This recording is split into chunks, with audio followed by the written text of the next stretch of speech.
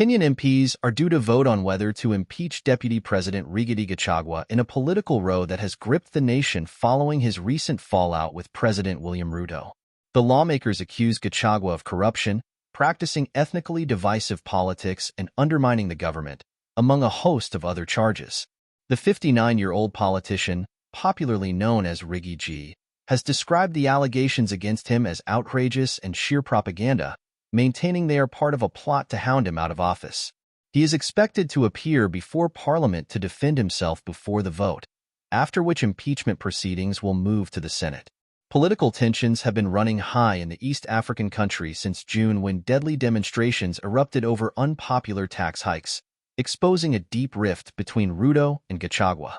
Ruto sacked most of his cabinet and brought in members of the main opposition following the anti-tax protests, in which more than 50 people were killed.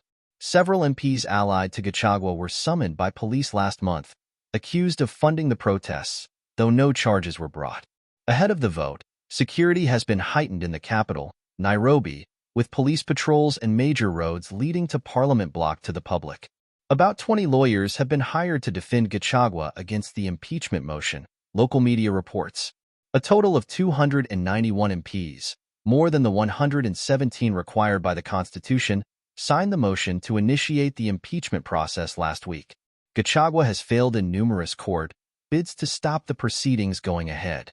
In a televised speech on Monday, Gachagua accused Mwengi Mutis, the MP who drafted the motion, of lying, calling it shameful and sensational. The motion lists 11 grounds for impeachment, including accusations that Gachagua amassed assets worth 5.2 billion Kenyan shillings, $40 million, £31 million, in 2 years in unexplained wealth. I am innocent of all these charges, Gachagua said. I have no intention whatsoever to resign from this job. I will fight to the end. The deputy president said some of the properties listed in the motion belonged to his late brother. He also defended the controversial renovation for his official residence in the capital. When big decisions are to be taken by MPs, the Constitution stipulates that the public must be consulted first. According to a parliamentary report, more than 200,000 responses were received as part of that process, of which 65% supported Gachagua's impeachment, while nearly 34% opposed it. On Sunday, Gachagua appealed to Ruto and the MPs to forgive him for any wrongdoing during his tenure. He later clarified that his apology was not an admission of guilt. Ruto is yet to comment about the impeachment motion publicly, but he is on record in the early days of his presidency as saying that he would never publicly humiliate his deputy. For the motion to pass, it requires the support of at least 2/3 of members of the National Assembly, the lower house of Parliament.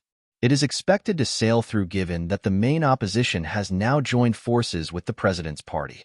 Gachagua, a wealthy businessman from the vote-rich Mount Kenya region, battled previous corruption scandals to become Ruto's running mate in a closely fought election in August 2022.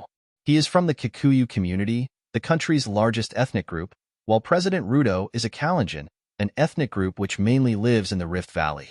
These two communities were at loggerheads after elections in 2007, ethnic violence in which 1,200 people died nationwide. If the Senate backs the motion too, Gachagua would become the first deputy president to be impeached under the Constitution adopted in 2010. In 1989, then Vice President Josephat Karunja resigned from office when he faced a similar motion.